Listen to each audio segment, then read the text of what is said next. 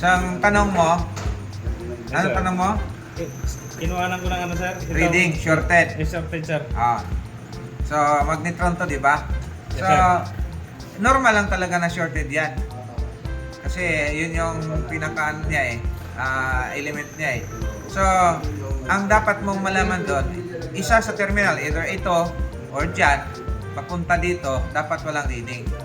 So, kung gumamit ka ng times 10K, meron siyang palo, yung pitik lang, tapos babalik din agad. Pero may 100K, sorry. 100K ang gamitin mo. So, may pitik sa parang capacitor, nag-check ka ng capacitor. So, palo siya, tapos wala, balik ka rin mo, meron na naman ulit.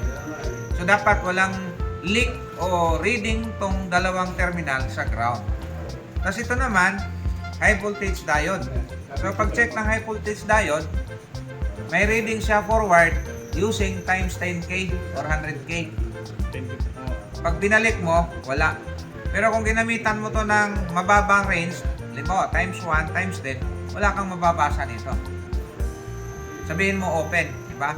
Ibig sabihin, may reading yan papunta sa kabilang side using times 10K or 100K. Pag binaliktad mo, wala. Normal yon. High voltage diode. Try mo.